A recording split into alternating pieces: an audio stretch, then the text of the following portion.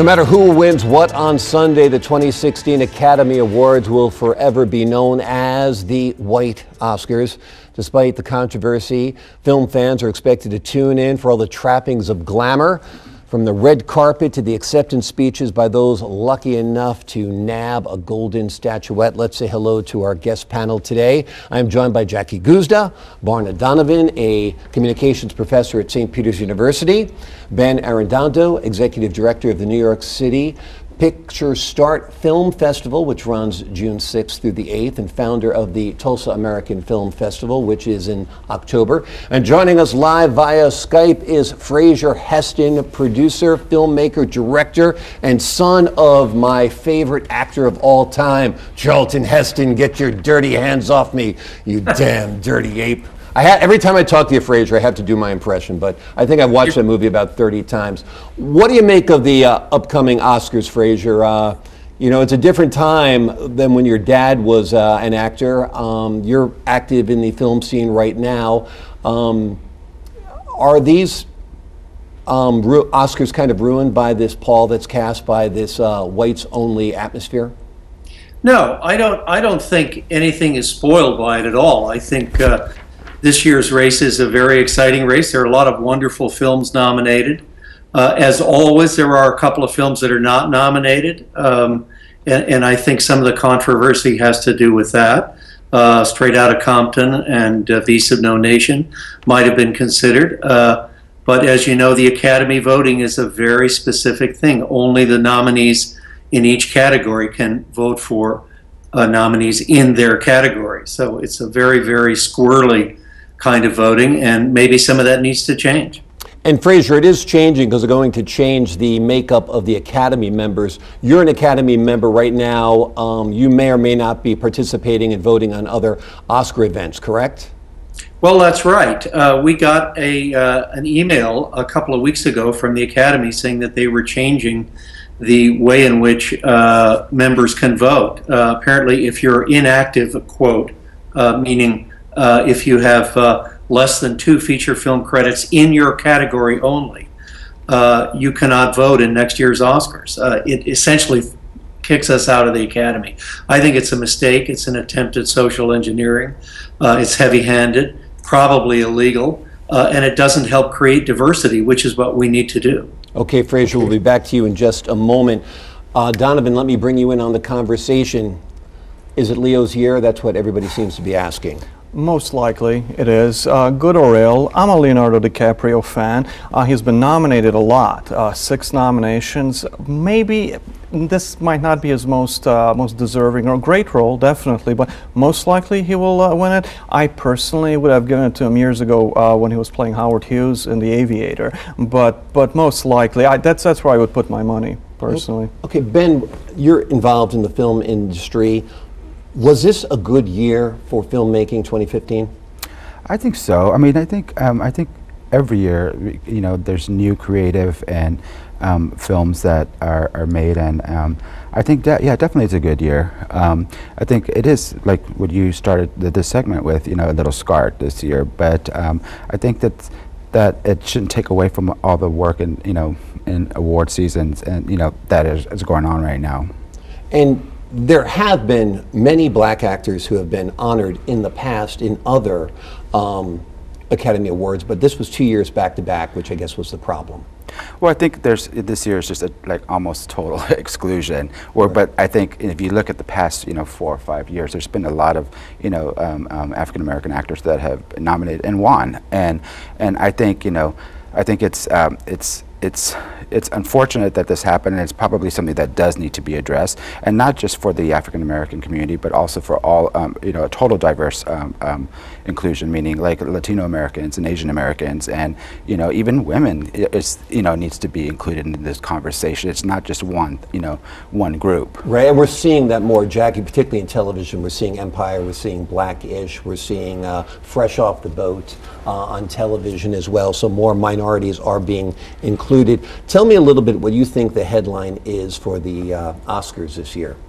Well, the headline, the headline for the Oscars, I really, Logan, do not believe that we should be having this fight in the arena of the Oscars. Yes, Hollywood needs more diversity. We know that. I believe there's only 9% of women that work all across the board in makeup, in costume, in directing, and all that. We've only had one female director win an Academy Award. You know, what we need to do is go back into hiring and look at that. Yeah, we need more minorities, we need more women represented, and deal with it there. I agree with Fraser. This is a bit of social engineering. You can't say pick out people according to their race or their gender and tell them that they're the best that way. That's just not accurate and right. Because I think it's really unfair to the boycotts that are being called for. It's unfair to the performers that are actually been nominated. Sure. And I also feel like, do you really want to be nominated only because there is this social engineering? Like, do you really feel like you should be nominated and win an Oscar because you were black? Or will it tarnish future nominees and winners saying, oh, he only won because he's black? Because they're trying to change the system. Let's get Fraser in on the conversation. Fraser, there's so much exposure nowadays of celebrities from all the e-entertainment programs, Access Hollywood. It used to be a real treat to see actors on Oscar night. It seems like that allure has gone away. Do you think the Oscars are still such a big deal? I think they are. I think we have to take a deep breath here and step back a little bit and say, look, Hollywood is a wonderful thing. The audience loves their stars. I get excited when I see great actors whom I admire, great directors, great actresses. You're going to see all those people at the Academy this year. And I think there's still a lot of allure for the general public. It's a very exciting event. And remember, this award is presented by other filmmakers to their peers, which makes it unique. All right, let's get Donavon in on the conversation. Okay, we talked a little bit about Leonardo. Who else, what else will be winning on Sunday night? Well, I think his film will get the Best Picture Oscar. Also, one of Oscar's sentimental favorites, also one of my sentimental favorites. I think Sylvester Stallone will be the Best Supporting Actor, which I think it's unprecedented. It's odd, somebody getting a nomination for playing a role for the 7th time. Right. We've not seen anything like this. I would have loved to have seen his Creed get nominated too, but Sly will get it, I think. That's basically a Lifetime Achievement Award. Yeah, we often see that in the industry. Yeah. Somebody deserved it for past roles, probably deserved it for the first Rocky, not this Rocky, right? And they usually use that supporting role for the surprise winner. Like there's the kind of the long shot, if you will. So I think, Sylvester Stallone has a really good chance of getting that category. Jackie, what was your favorite film of the year? I don't care. You don't care? But just let me say, I don't care because it's not going to benefit me. It's not. It's going to benefit the people who work in that film. They will get more work. Right, but it also advances the art because obscure films are sometimes nominated, sometimes win, and it gives a whole voice to this venue that will give them money to go on and make more films. That's right. And I haven't seen films come out recently that I thought that were that important, that had that much of a social impact. Well, look at The Big Short. The Big Short was the only one. Well, that's a huge one because that's up for Best Picture and may well win Best Picture. Right. Because it basically was a economics lesson to the viewers of what happened in 2008. Right, and I think that's very important. All right, so I'll give you that, Logan. Okay. The Big Short. But I want to go back to this diversity thing. It is, Hollywood has, and I hate to say that because I'm surrounded with them, white males running mostly everything. Yeah. Now, because films have such a social impact, because they affect how we feel and think about different issues, we have to have various voices. So if more female screenwriters came onto the scene, if more female directors came onto the scene. I think you're seeing more and more female screenwriters. Almost everything I read for is written by a woman lately. I know, if you look at the numbers, and don't quote me exactly, I believe it's still only 2% female screenwriters, where at the end of World War II it was 50%. Interesting. So it has plummeted. What was your take on The Big Short? Do you think that deserves the Best Picture Oscar, or is Revenant? What's your pick? I don't think The Big Short deserves the Best Picture win. I think it definitely deserves a nomination. I think it was important for me. I learned a lot about that, what happened, and with The Big Short. I think also Spotlight was also very something that people learned a lot about, and being able to speak up when certain things are happening to our children. Like, that's definitely something I learned from that. And I think Spotlight has a really good chance as well, because Spotlight has been kind of picking up awards during award season. And I think if anything that's going to take the award from The Revenant, I think it's going to be Spotlight. Yeah, Spotlight could be the sleeper. Let's get Fraser in on the conversation. Fraser, who do you see winning big tonight? Obviously, everybody's looking at Leo, wondering what will happen to The Revenant and The Big Short. But are there other films we should be looking at that could be scooping up some of those golden statuettes?